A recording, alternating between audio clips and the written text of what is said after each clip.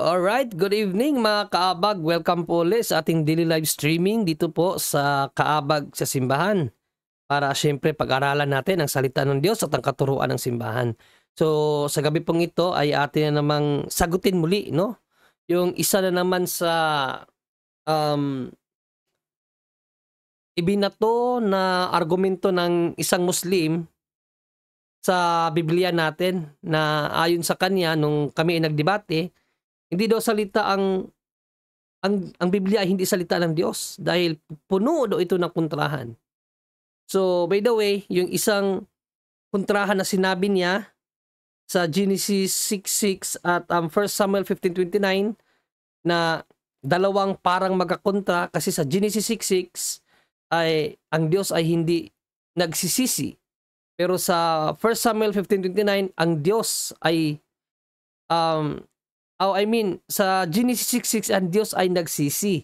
Pero sa 1 Samuel 15:29 ang Diyos ay hindi nagsisisi. Kaya sabi niya, hindi salita ng Diyos ang Biblia kasi kontrahan daw. So isa yon. Sinagot na po natin yung kahapon mga kapatid, no? So ngayon naman, yung isa na namang kontrahan daw ng Biblia na binato niya. Patungkol naman sa hindi pwedeng makita ang Diyos ng mukhaan kasi mamamatay ang makakakita sa Diyos. Exodo 33:20 po yan. Pero nakapagtataka kasi sa Exodo 33:11 nakita ni Moises ang Diyos ng mukhaan. Bakit hindi namatay si Moises? Yan ang sabi niya. Kaya hindi talaga salita ng Diyos ang Biblia kasi kontrahan. Bakit hindi siya namatay kung hindi pwedeng makita ang Diyos kasi mamamatay? Oh, di ba? Kung titingnan mo talaga, kontrahan siya pakinggan. At tapos sa Genesis 18 daw, Genesis 18 verses 1 to 3, nakita ni Abraham ang Diyos. Hindi naman namatay si Abraham eh. Oh. So, sinungaling ang Biblia, kontrahan pa kasi ang makikita daw, mamamatay. Pero bakit hindi namatay si Moises at si Abraham? Kaya kontrahan daw. Bigyan natin yan ng linaw mga kapatid para po sa ating mga kapatid Katoliko na wala pong alam paano po sagutin ang mga argumentong ito at para po maiwasan sila sa pagkalinlang. No, kasi kung wala pong magsasalita, wala pong sasagot sa mga ganong argumento, baka marami pang mga Katoliko or mga Kristiyano ang madaya no ng mga debatistang Muslim na wala pong ibang ginawa maghanap ng kontrahan sa Biblia. Hindi nila tiningnan ang kanilang sariling Quran kung ano ang dapat nilang gawin. Kasi ang Quran mga kapatid, ang daming kontrahan dyan, hindi lang nila alam. Kasi wala nga silang focus sa aral nila. Mas naghahanap sila ng paninira sa Biblia kaysa tingnan kung totoo ba talaga yung Quran nila. Yan kasi ang sakit ng mga Muslim. Again, sagutin natin mga kapatid, yun pong sinasabing kontrahan sa Exodo, kung saan hindi pwedeng makita ang Diyos ng mukhaan kasi mamamatay ang makakakita. Pero bakit si Moises, nakausap niya ang Diyos ng mukhaan? Bakit hindi siya namatay? Pati si Abraham. Kaya stay put at atin po yung sasagutin sa ilang sandali lamang po. Matapos po ang ating isang paalala.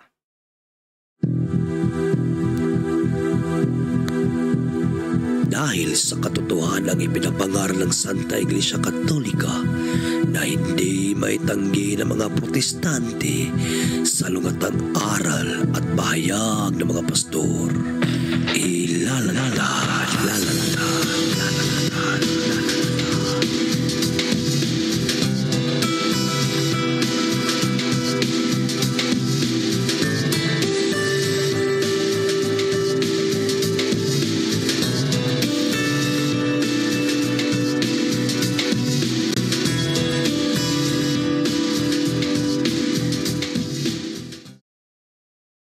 Bag sauce simbahan.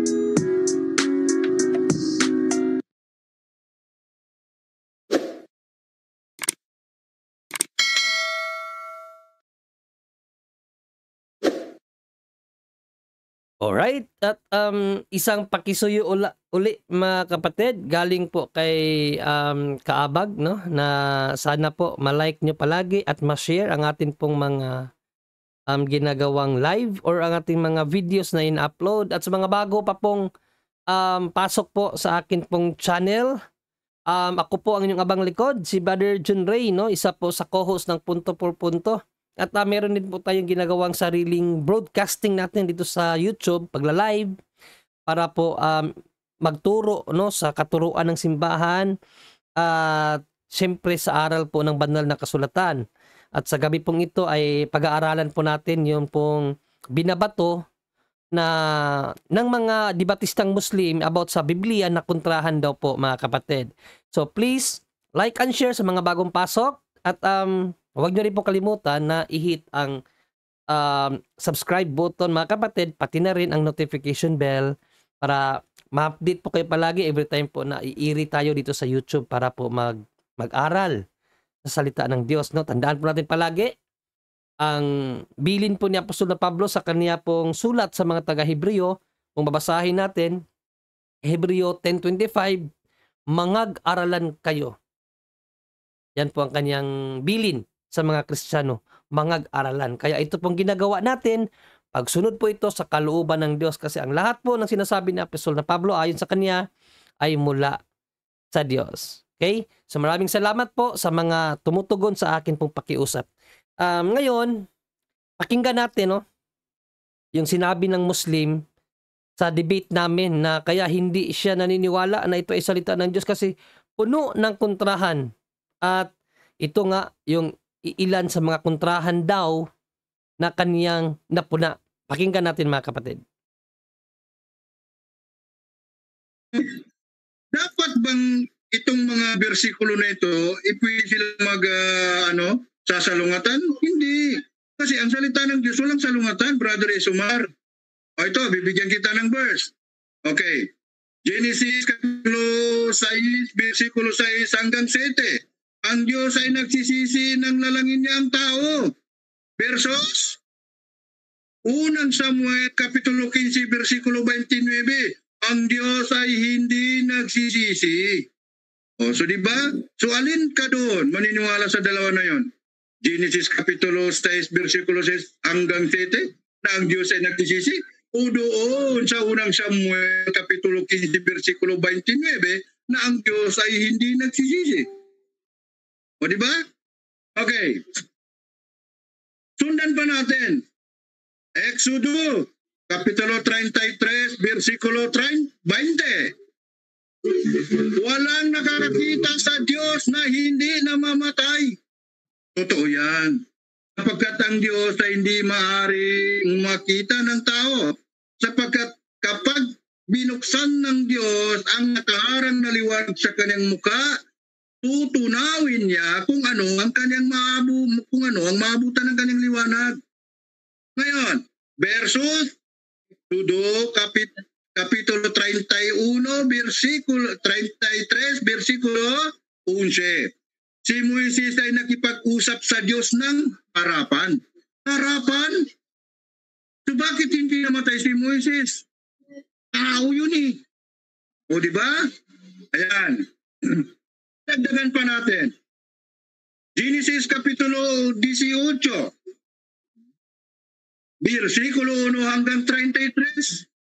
Si Abraham nakita niya ang Diyos at nakipag-usap sa Diyos. Ito to bang nakita na? Yes, sapagkat yung tatlong anghel na dumating kay Abraham, na yun ang tatlong anghel na sinusugo doon sa pamayanan ni Lot, ang isa pala doon Diyos. Yun ang nakita raw ni Abraham na kanyang kinausap. Versos 1 kapitulo 1 versikulo 18. Anong sabi ni Juan? Walang nakakakita sa Diyos kailanman. Ay pambihira. So saan tayo ngayon maniniwala? Nasaan dyan ang salita ng Diyos? O diba? Eh baka hindi po nagre-research itong kapatid natin. Eh baka kung ano lamang yung niisip niya doon, yun na lang ang pinapaniwalaan niya, pinapaniwalaan sa kanyang sarili. Alright, mga kapatid, no? So, yun po ang kabuuan ng kanyang statement, mga kapatid. By the way, Yun pong unang kontrahan na sinabi niya sa mga hindi po nakaabot kahapon, sinagot na po namin yung kahapon, pinag-aralan na po namin. Sa mga hindi po nakakita noon, so bukas po i-upload ko po or i-re-upload ko po yung pag-aaral namin kahapon about doon sa Genesis 6:6 na sinabi niya, kontra daw, versus pa nga sinabi niya, di ba? Versus, versus talaga no? 1 Samuel 15:29, kasi sa Genesis 6:6, sabi po kasi doon, ang Diyos ay nagsisi. Pero sa 1 Samuel 15:29, ang Diyos ay hindi nagsisisi. Kaya kontrahan daw. Kaya hindi daw salita ng Diyos ang Biblia kasi puro kontrahan. So sa mga nagnanais po na marinig ang paliwanag sa kontrahan daw na iyon, bukas po i-upload ko po yon, yung pinag-aralan namin kahapon. So antabayanan nyo na lang po bukas mga kapatid. Actually, kanina sana yun eh. Kaso lang kagabi, pagkatapos ng punto por punto, natulog na ako kagad kasi sobrang puyat na po ako. Gusto ko nang pumatulog, no? So bukas, antabayanan nyo po. I-upload ko po yun pong pinag-aralan namin kagabi. Kung talaga bang magkakontra yung Genesis 6:6 at 1 Samuel 15:29 or hindi lang talaga naunawaan ng Muslim yung nasabing mga talata. At ngayon naman, narinig nyo naman yung sinabi niya, no? Pinag-versus niya yung mga talata. Genesis 33:20 o Exodus 33:20, walang sino man ang pwedeng makakita sa Diyos. Kasi mamamatay ang tao kapag nakakita sa Diyos. Pero bakit sa 33:11 nakausap ni Moises ang Diyos ng mukhaan? Okay? Bakit nakita ni Moises ang Diyos ng mukhaan at hindi siya namatay? Alright, mga kapatid? So, para sa kanya, yun ay kontrahan. Okay? Kasi hindi pwedeng makita ng tao ang Diyos ng mukhaan. Pero nakausap ni Moises ang Diyos ng mukhaan. Kaya makakontra para sa kanya yon. Okay, paliwanag natin yan. Tapos, sa account naman ng Genesis 18:1 hanggang 33, nakausap ni Abraham ang Diyos. O bakit hindi din namatay si Abraham? Nakita ni Abraham ang Diyos. Pero ang sabi ni Panginoong Jesucristo sa John 1:18, walang nakakita sa Diyos kailanman.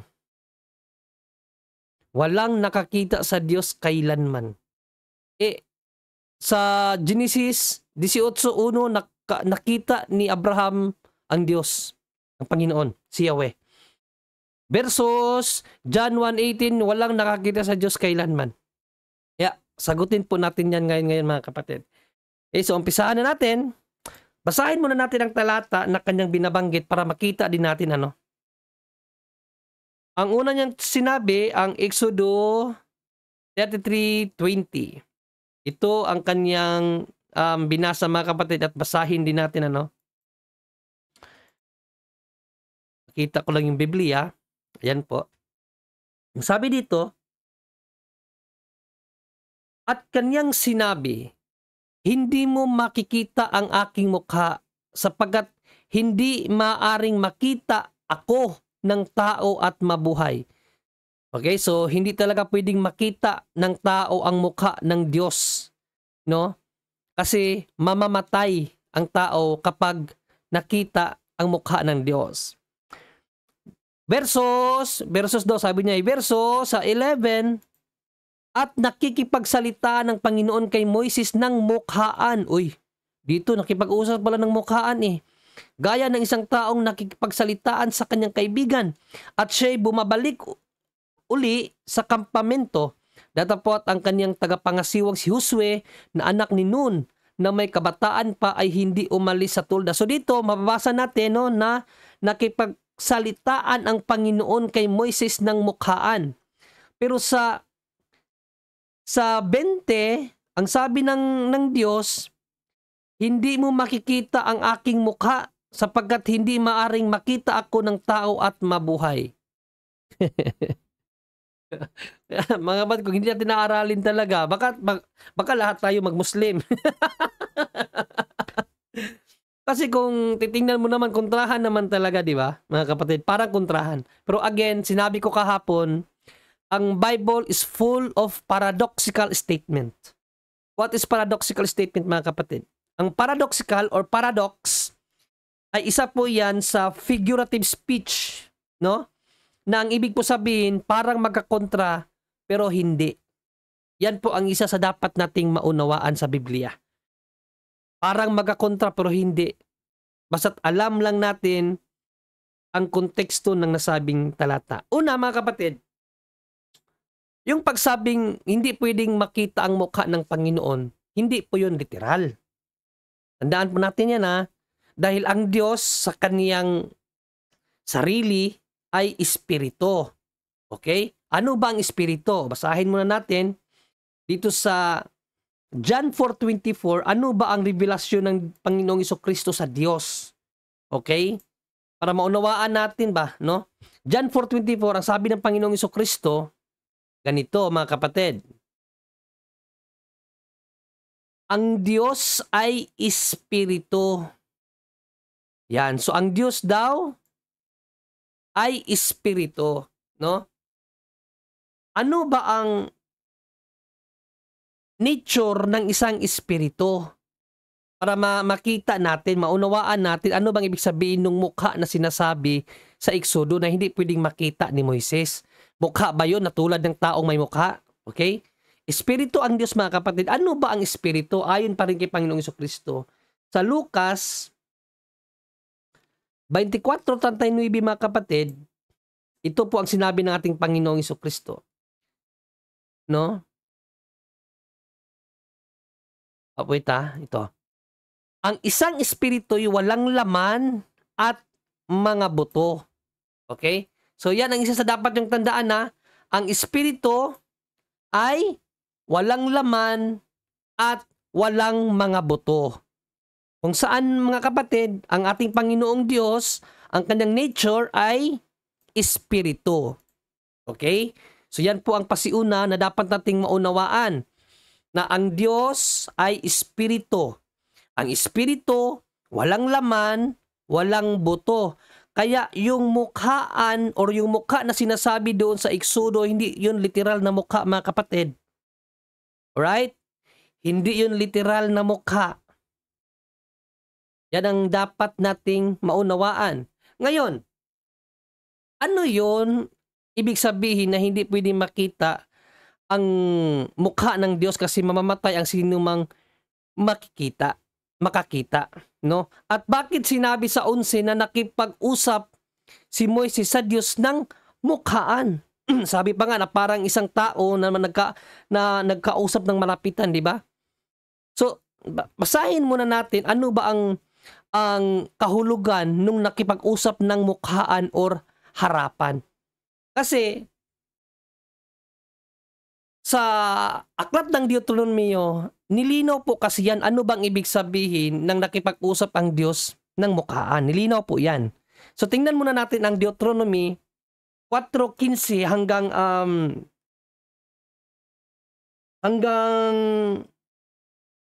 15 hanggang 20. 15 hanggang 20, mga kapatid, no? Para makuha natin yung konteksto ba.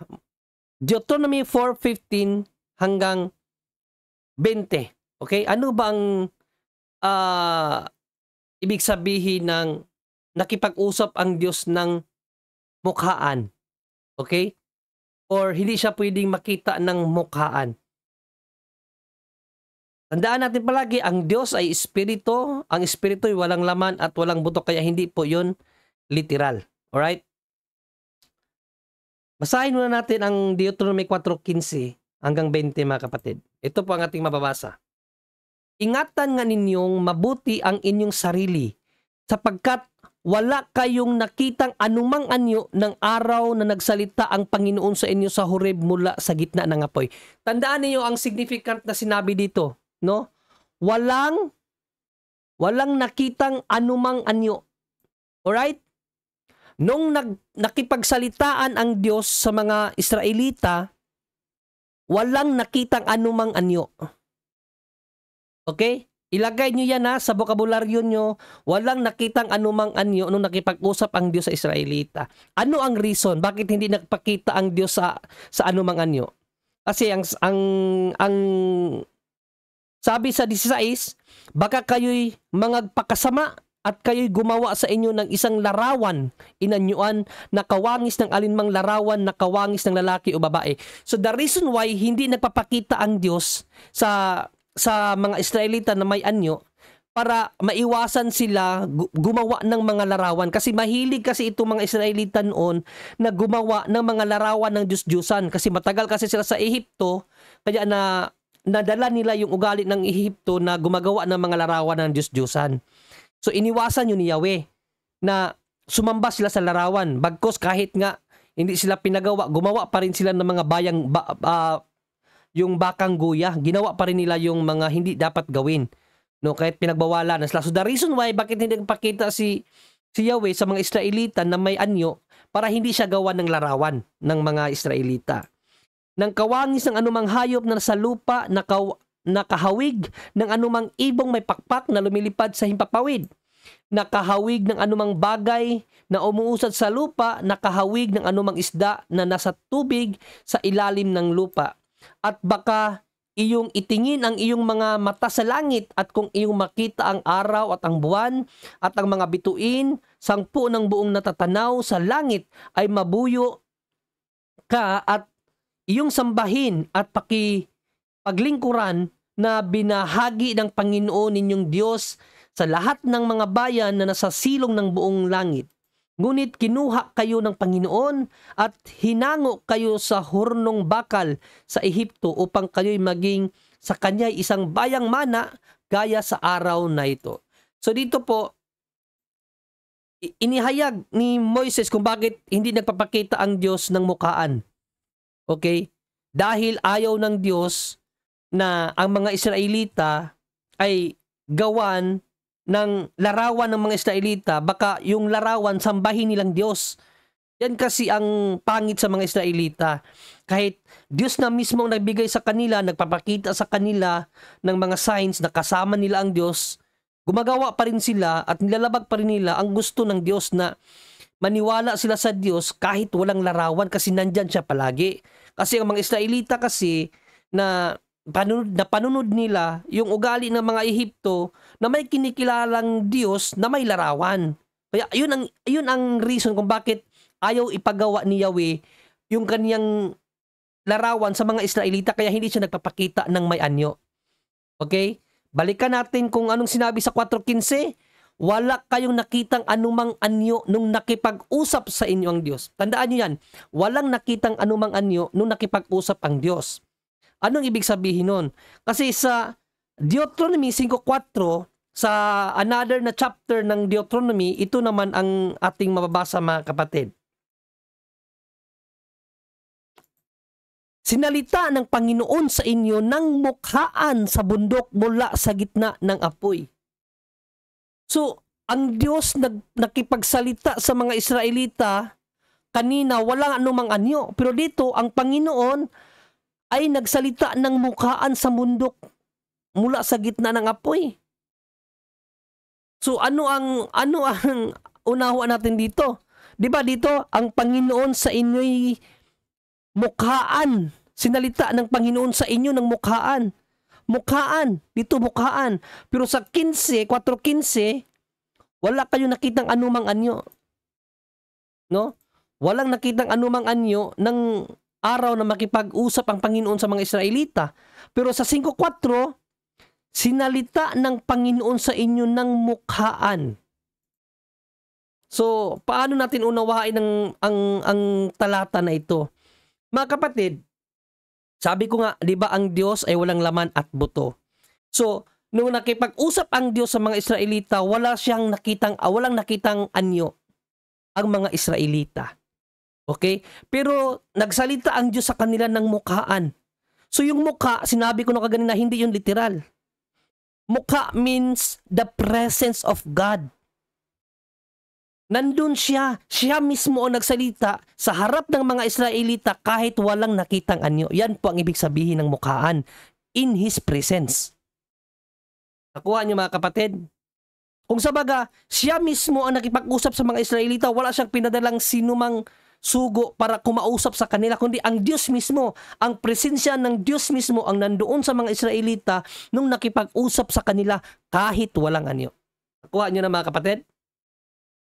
Malinaw ba? Malinaw? Pakisagot nga muna ng yes kung malinaw ba mga kapatid, bago natin usungan yung ating explanation. Gusto ko nakuha niyo.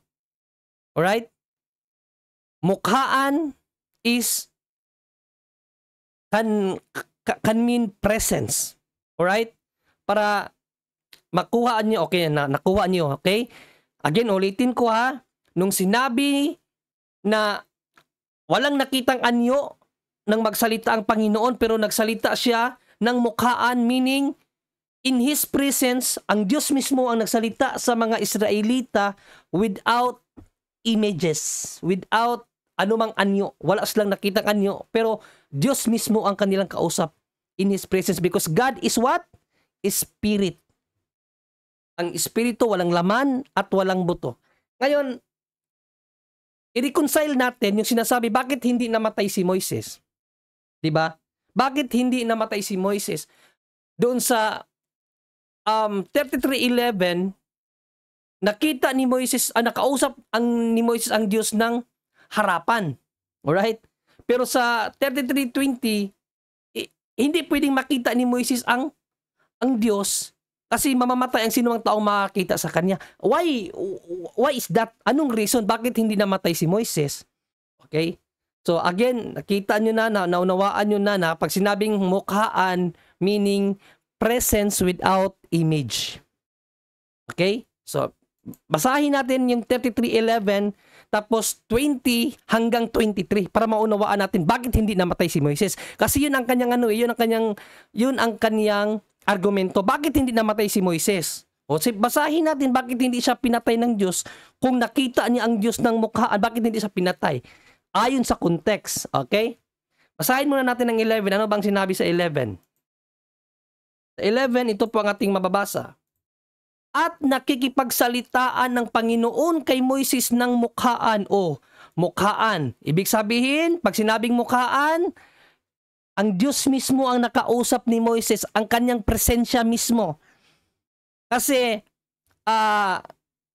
kung titingnan natin mga kapatid, ang Exodo 23, 20, ang sabi kasi sa Exodo 23:20, narito aking sinusugo ang isang anghel. So minsan ang Diyos nagsusugo para kausapin ang mga Israelita. Pero dito sa 33:11, nakipagsalitaan ang Panginoon kay Moises ng mukhaan. Ibig sabihin, ang Diyos mismo ang nakipag-usap kay Moises ng mukhaan. Okay? Nakuha niyo mga kapatid? Nagets niyo? Diyos mismo ang nakipag-usap kay Moises ng mukhaan. May anyo man yan o wala, nakipag-usap sa kanya ang Diyos mga kapatid. Then mamaya, yung mukhaan, mayroon pa yan isang meaning. Dahan-dahanin natin. Kasi ang mukhaan, sumisimbolo din yan sa glory ni God. Kanyang kaluwalhatian. No? Ang ibig sabihin ng mukhaan or yung mukha, face, sa English niyan, face of God, the glory of God. Ang ibig sabihin ng hindi pwedeng makita ng tao ang glory, ang mukha ng Diyos, ibig sabihin ang kanyang glory. Hindi pwedeng makita kasi napakasilaw ng Diyos. Ang kanyang kaluwalhatian, makikita sa langit, napakasilaw. Hindi kayang tingnan ng tao yan. Okay? So yun po ang isa sa ibig sabihin ng kaluwalhatian, ng mukhaan. Ang glory ng Diyos ang hindi pwedeng makita ni Moises. Kasi ang kanyang glory, nakadisplay yan sa langit, makikita yan sa langit, hindi sa lupa. Nakuha niyo? Ang glory of God, makikita yan sa langit, hindi sa lupa. Yan po ang isa sa kahulugan yan. Okay? So basahin natin yung 20 hanggang 23 ng 33 chapter ng Exodo. Ito po ang ating mabasa. Bakit hindi pinatay si Moises? Bakit hindi siya namatay? Kasi yun ang argumento ng Muslim. Walang makakita sa Diyos kasi mamamatay. Bakit sa 11 na nakita ni Moises ang Diyos ng mukhaan, bakit hindi siya namatay? Okay, pinaunawa na natin na yung mukhaan, ibig sabihin, presensya ng Diyos ang nandyan, nakausap ni Moises. Hindi ang sino mang sinugo. Ang Diyos mismo. Sa 20, basahin natin. At kaniyang sinabi, hindi mo makikita ang aking mukha sapagkat hindi maaring makita ng tao ang mabuhay. Sinabi ko na kaganina, ang isa sa kahulugan ng mukha is glory. Okay? Ang kaluwalhatian ng Diyos. Madadaanan natin niya ngayon. Kung makikita nyo dito, ang sinabi dito, umpisahan natin sa 18. Ano ba ang hiningi ni Moises? Bakit sinabi dito na hindi pwedeng makita ni Moises ang mukha? Ano ang hiningi ni Moises sa Diyos sa 18? At sinabi ni Moises, ipakita mo sa akin, idinadalangin ko sa iyo ang iyong kaluwalhatian. Ano ang hiningi ni Moises, mga kapatid? Ano ang hiningi ni Moises, mga kapatid? Kung naunawaan ninyo, ayon sa 18, ano ang hiningi niya? Pwede nyo bang i-type kung naunawaan nyo yung point ko? Mga kapatid, please, malapit na ang punto por punto. Naka-live pa ba tayo? Parang nag-stop yata yung ano ko ah. Okay? So, direkta ko na lang kasi walang nag-response. Kaluwalhatian. Maraming salamat Sister Nancy Valenzuela at kay Melfast88 Glory. Ang hiningi ni Moises sa 18 na ipakita ng Diyos sa kanya ang kaluwalhatian. Kaluwalhatian ang hiningi ni Moises kay Yahweh. Ano ang response ni Yahweh? Sa 20 at kanyang sinabi, hindi mo makita ang aking mukha, meaning glory. Kaya ano ang ginawa ng Diyos para hindi mamatay si Moises? Kasi ang makakita sa mukha or glory ng Diyos, ang sabi ng Diyos ay mamamatay. Okay? Sapagkat hindi maaring makita ako ng tao at mabuhay. Ibig sabihin, mamamatay ang sinumang tao kapag makakita sa glory ni God. Bakit hindi namatay si Moises? O ipagpatuloy natin. At sinabi ng Panginoon, narito, may isang dako sa tabi ko. At ikaw ay tatayo sa ibabaw ng batong iyan. So, binigyan niya ng instruction si Moises. O andyan, tumayo ka dyan sa tabi. Dyan ka tayo para mayroong gagawin si Yahweh sa kanya. Anong kasunod na nangyari? At mangyayari na samantalang ang aking kaluwalhatian ay dumaan. Nakuha nyo? Yung mukha niya dumaan kay Moises, yung kanyang kaluwalhatian ay dumaan na aking ilalagay ka sa isang bitak ng bato at tatakpan kita ng aking mga kamay. Ibig sabihin, para hindi makita ni Moises ang glory ni God, para hindi siya mamatay, tinakpan ng Diyos ang kanyang mga mata para hindi makita ni Moises ang kaluwalhatian ng Diyos. Hanggang sa ako'y makaraan. At aking aalisin ang aking kamay at iyong makikita ang aking likod. So mga kapatid, nakita ni Moises ang likod ng Diyos pero hindi ang mukha. Okay? Datapwat ang aking mukha ay hindi makikita. Anong ibig sabihin yan? Hindi pwedeng makita yung mukha ng Diyos pero nakita yung likod ng Diyos. So, hindi man makita ni Moises yung kabuuan ng glory ni God. Yung kabuuan, yung fullness of glory, hindi pwedeng makita ni Moises pero pinakita sa kanya ang part of God's glory. Kaya likod lang ang nakita. Ayun po ang ibig sabihin nun. Kasi ang Diyos ay walang laman at buto, hindi yung literal na likod. Although nakita ni Moises siguro, sa vision niya, pinakita ni God sa kanya yung likod. Ibig sabihin, Diyos talaga ang nakita niya na hindi man makita ang mukha, nakita pa rin niya ang likod. Yun pa rin yung persona nakita niya. Yan po ang ibig sabihin nun. Pero kung i-interpret natin yun sa mga biblical interpretation, hindi niya nakita ang full glory of God. Pero dahil pinili siya ng Diyos, pinakita sa kanya ang kanyang hiling, hindi lang ang kabuuan. 'Di ba ang hiningi ni Moises is kaluwalhatian. Kaluwalhatian, mukha, kaluwalhatian, mukha, presence. 'Yun po ang ibig sabihin ng mga kapatid. Kaya ang reason niya na bakit hindi namatay si Moises, sabi ng Diyos, tatakpan ko yung iyong mata ng aking mga kamay para hindi mo makita ang aking kaluwalhatian. Kasi pag nakita mo yan, patay ka. So nakuha niyo mga kapatid? Nagets? Nagets ba? Nagets? Nagets? Para direkta na tayo mga kapatid bago tayo pumasok sa punto por punto. May dalawa pa tayong sasagutin. Yung kay ayan, Melfast88 Gets, Nancy Valenzuela, Nars Lolo TV. Yes, maraming salamat mga kapatid at hindi na ako mahihirapan na iulitin pa i-explain. So, direkta na tayo sa 18. Okay? Domingo Nakar, gets bro. Los Biminda, Valoria, gets po, gets.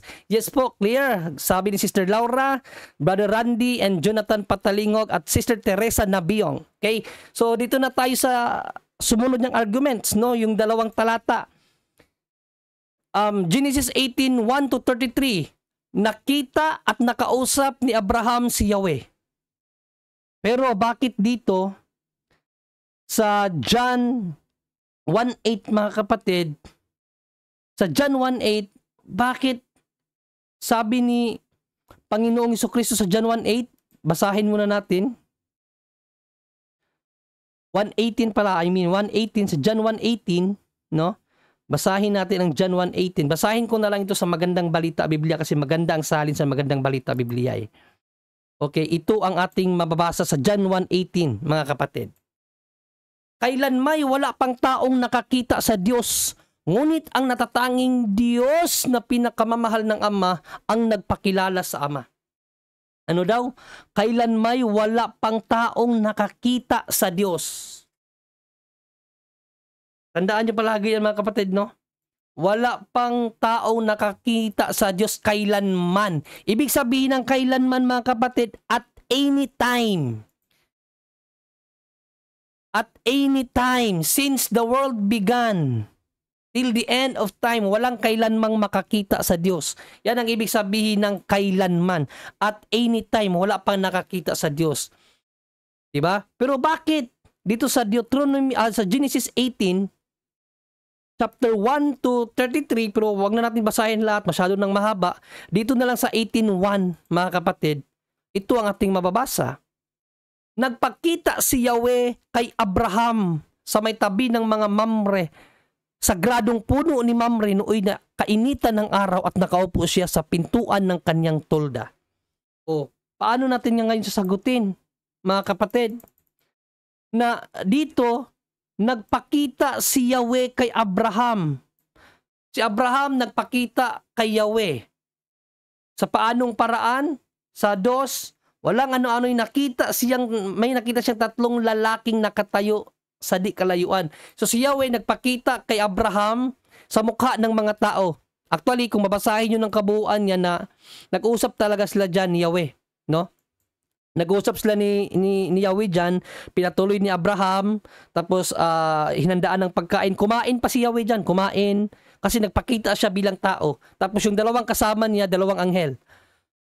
Nakipag-usap siya kay Abraham at sinabi ni Yahweh ang kanyang plano kay Sarai at ang plano ni Yahweh sa Sodoma at Gomora, kasi nga maraming reklamo ang mga tao sa Sodoma at Gomora sa sobrang kasamaan. Kaya pinuntahan ni Yahweh, tinignan, at yun nga na-determina at pinaulanan niya ng apoy kaya nawala sa mapa ang Sodoma at Gomora. So yan po ang istorya nun. Totoo po yun na nakita po talaga ni Abraham si Yahweh sa anyo ng isang tao. Tawag po doon sa theology is pre-incarnation of Christ. Yung pagpapakita ng ating Panginoong Jesucristo before siya ipinanganak, nagpakita na siya kay Abraham. Okay? Yan po ang explanation sa theology. The theophany of God, no? The manifestation of God. Theophany means the manifestation. Pero yung pagpapakita ni Yahweh kay Abraham at sa mga tao, ang tawag doon Christophany. Pagpapakita ng Panginoong Jesucristo, si Panginoong Jesucristo talaga yan, nagpakita sa kanya. Pagpapakita ni Panginoong Jesucristo before His incarnation, yan po Christophany. Nakita na siya ng mga propeta kahit hindi pa siya ipinanganak. Totoo po na nakita po talaga, nakausap yan ni Abraham, nakahalubilo, nakasalo niya sa pagkain, at ni-reveal ni Abraham ang kanyang mga ni Yahweh, ni Lord Jesus, ang kanyang plano kay Abraham. Totoo po na nakita. Pero ang question, bakit sa John 1:18? At any time wala pang taong nakakita sa Diyos.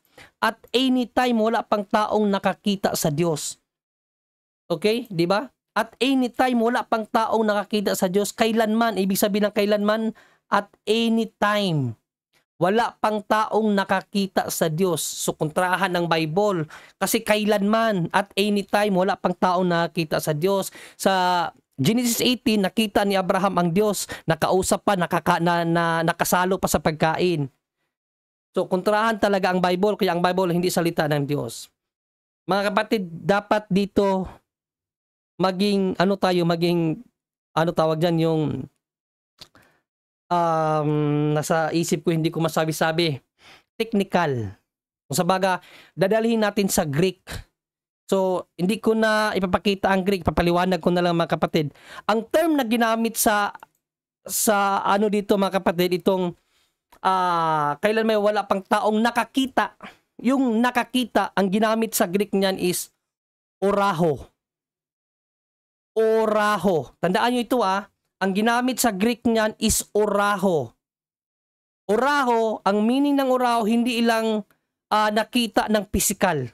Yan, hindi lang po yan ang meaning, nakita ng physical. Kundi, perceive in mind's eye. Ibig sabihin, nakita sa yung to perceive ba, yung bang maunawaan. Yan ang isa sa meaning. To perceive in mind's eye, ibig sabihin, hindi mo maabot, hindi mo ma-explain.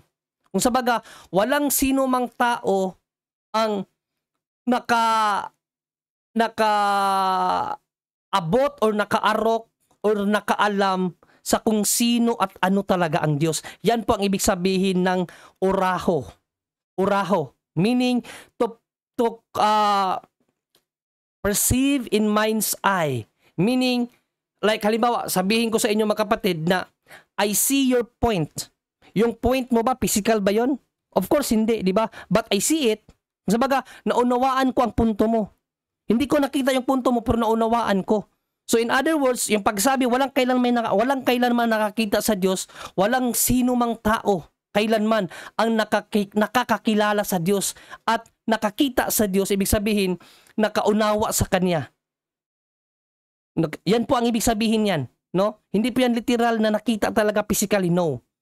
Oraho po ang ginamit niyan sa Greek, no? So, maliban kay Jesus Christ, wala nang ibang taong nakaalam pa kung ano talaga ang Diyos. Yan po ang ibig sabihin yan. Kung idirekta kasi natin na pagbasa niyan, no? Kailan may wala pang nakakita sa Diyos, ibig sabihin walang nakaarok kung sino at ano talaga ang Diyos. Ngunit ang natatanging Diyos na pinakamamahal ang Ama ang nagpakilala sa Ama. Ibig sabihin, without Christ na magpakilala sa tunay na Diyos, ang mga tao ay hindi talaga makikilala kung sino at ano talaga ang tunay na Diyos. Without Christ. Kaya nga sa 1 John 5:20, yan ang reason kung bakit narito si Panginoong Jesucristo mga kapatid, no? In 1 John 5:20, the reason kung bakit pumarito sa Panginoong Jesucristo ay para ipakilala ang kanyang Ama. Okay? Ito ang sinabi sa 1 John 5:20. At nalalaman nating naparito na ang anak ng Diyos at binigyan niya tayo ng pang-unawa upang makilala natin ang tunay na Diyos. Nakuha niyo mga kapatid? No?